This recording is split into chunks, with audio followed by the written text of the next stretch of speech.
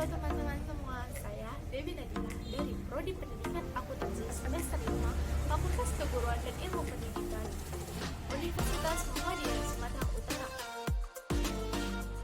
Baiklah, di dalam video ini saya akan menjelaskan tentang ayat jurnal penyesuaian pada perusahaan jasa. Ayat jurnal penyesuaian pada perusahaan jasa. Yang pertama, A. Pengertian jurnal penyesuaian. Jurnal penyesuaian adalah suatu proses penyesuaian tentang catatan atau fakta yang sebenarnya pada akhir periode akuntansi. Jurnal penyesuaian dapat disusun berdasarkan perolehan data dari neraca saldo dan data hasil atau informasi penyesuaian akhir periode. Di dalam jurnal penyesuaian, dikenal juga ayat jurnal. Suatu hal yang harus diketahui dengan ayat jurnal adalah jurnal yang dibuat melalui informasi transaksi, bahan perubahan dalam jurnal, atau sebagai pencatatan perubahan saldo, berasal dari beberapa akun sehingga mencerminkan saldo yang sebenarnya. Yang B. Tujuan jurnal penyesuaian. Adapun beberapa tujuan jurnal penyesuaian dalam pembuatan jurnal penyesuaian sebagai berikut. Yang pertama, dibuat agar pada akhir periode akun real yang terdiri dari harta, kewajiban, dan modal menunjukkan keadaan atau hasil yang sebenarnya. Yang kedua, dibuat agar akun nominal seperti akun pendapatan dan beban dapat diakui dalam suatu periode menunjukkan keadaan atau hasil yang sebenarnya. C. Fungsi jurnal penyesuaian. Jurnal penyesuaian pun memiliki beberapa fungsi, meliputi yang A. Supaya akun nominal yakni akun pendapatan serta beban bisa diakui di suatu periode serta menunjukkan situasi yang sesungguhnya. Yang B. Menghitung perkiraan nominal atau pendapatan serta beban sebenarnya dalam periode terkait. Yang C. Menetapkan saldo catatan pada akun sampai akhir periode sehingga perkiraan saldo kewajiban dan harta atau saldo real menunjukkan jumlah sesungguhnya. Dan D. Supaya di akhir periode akun real yang berupa harta, kewajiban, serta modal dapat menampilkan situasi sebenarnya. D. Jenis transaksi penyesuaian.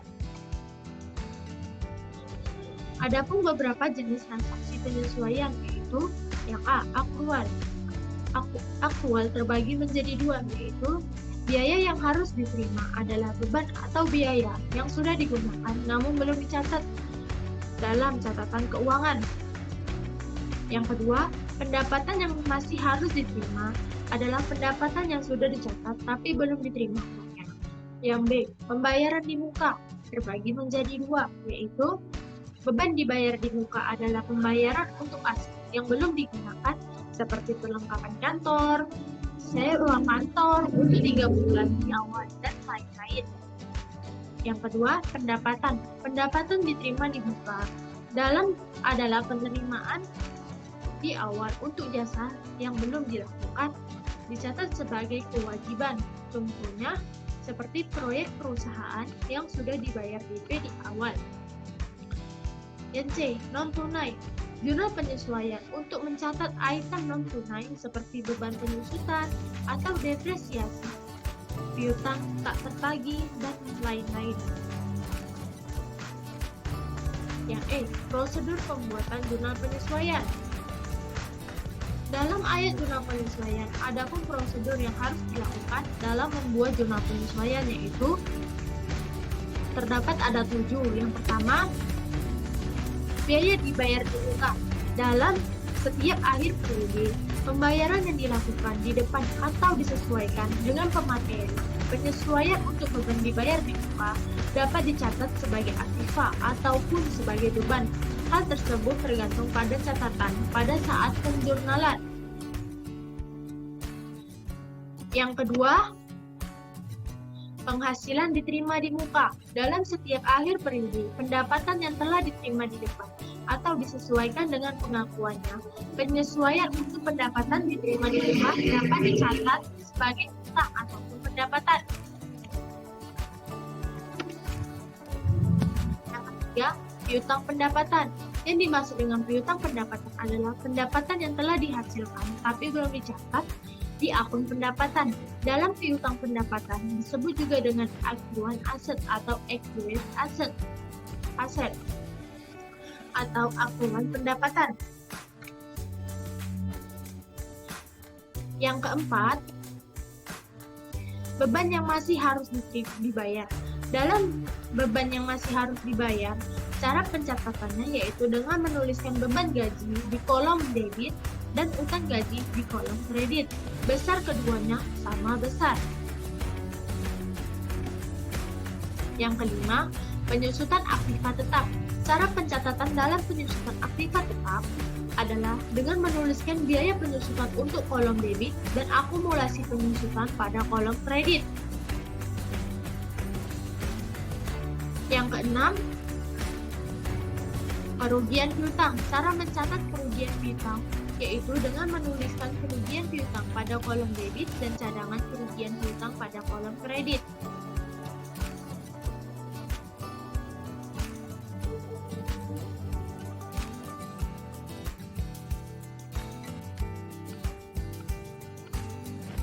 Yang ketujuh, biaya perlengkapan. Cara pencatatannya adalah tulis biaya pemakaian perlengkapan untuk kolom debit dan cadangan perlengkapan untuk kolom kredit. Dan yang terakhir, kita akan membahas CF. Untuk soalnya, sebelum kita membahas soal, untuk membuat jurnal penyesuaian, kita memerlukan formatnya, yaitu yang terdiri dari pertama kolom keterangan, yang kedua kolom debit, dan yang ketiga kolom kredit. Langsung saja kita masuk ke contoh soalnya ya. Berikut contoh soal jurnal penyesuaian perusahaan jasa yang perlu Anda perhatikan.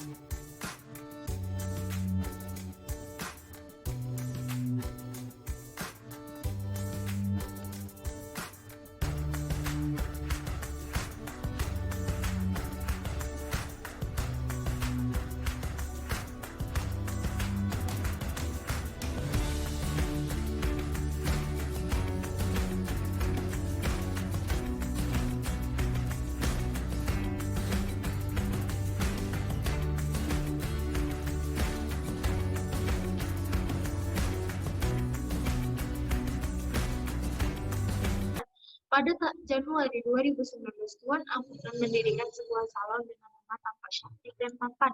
Pada periode Januari 2019, terdapat data penyesuaian sebagai berikut.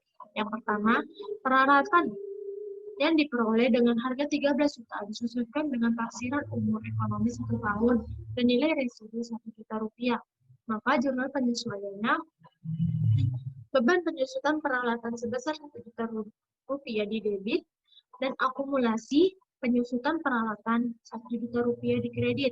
Yang kedua, dibayar di muka untuk asuransi gedung dengan masa 1 tahun terhitung sejak 1 Januari 2019 hingga 31 Desember sebesar 24 juta. Penyusutan dicatat dengan pendekatan harta atau neraca. Maka kita hitung terlebih dahulu nilai jurnalnya, yang dimana 1 tahun terdapat 12 bulan. Maka 24 juta rupiah dibagi 12 bulan. Maka dapatlah hasilnya 2 juta rupiah. Maka jurnalnya, beban asuransi sebesar 2 juta rupiah di debit dan asuransi dibayar di muka 2 juta rupiah di kredit. Yang ketiga, perlengkapan salon pada neraca saldo Januari 2019 adalah sebesar 6 juta rupiah, sedangkan 31 Januari 2019 perlengkapan tersisa 1 juta rupiah. Maka kita hitung dulu nilai jurnalnya. 6 juta rupiah dikurang 1 juta rupiah, maka hasilnya 5 juta rupiah. Maka dari itu jurnalnya, beban perlengkapan 5 juta rupiah di debit dan perlengkapan 5 juta rupiah di kredit. Yang berikutnya, diterima pendapatan dibuka untuk rias artis secara berkala selama 6 bulan sebesar 6 juta rupiah. Dan dalam setiap pendapatan diterima di muka tersebut, setiap bulan salon tampak cantik dan tampan menerima 1 juta rupiah. Pendapatan tersebut dicatat menggunakan pendekatan harta atau neraca. Maka jurnalnya, pendapatan diterima di muka sebesar 1 juta rupiah di debit dan pendapatan jasa 1 juta rupiah di kredit. Yang berikutnya, pada tanggal 31 Januari 2019 terdapat 5 karyawan yang belum menerima gaji. Setiap orang memiliki atas hak gaji sebesar 2 juta rupiah. Maka setiap karyawan berhak mendapatkan gaji sebesar 2 juta rupiah. Dan masih ada 5 karyawan yang belum menerima gaji, maka nilainya 5 dikali 2 juta rupiah, maka hasilnya 10 juta rupiah.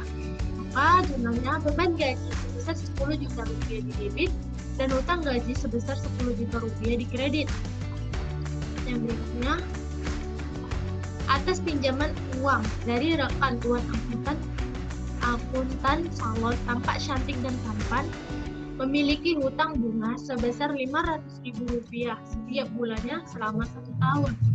Maka jurnal penyesuaiannya beban bunga sebesar Rp500.000 di debit dan hutang bunga sebesar Rp500.000 di kredit.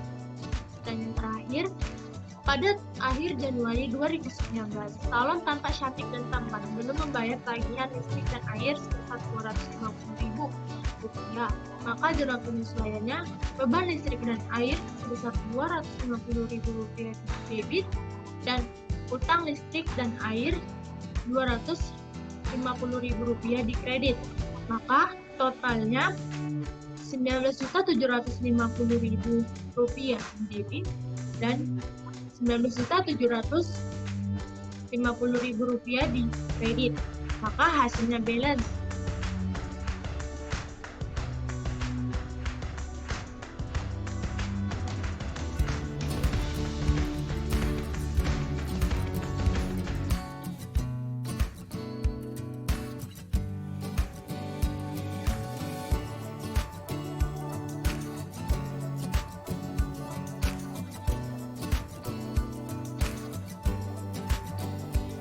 Demikianlah video yang saya buat.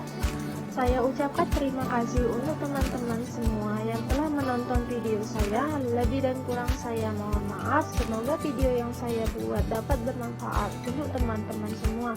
Wassalamualaikum warahmatullahi wabarakatuh.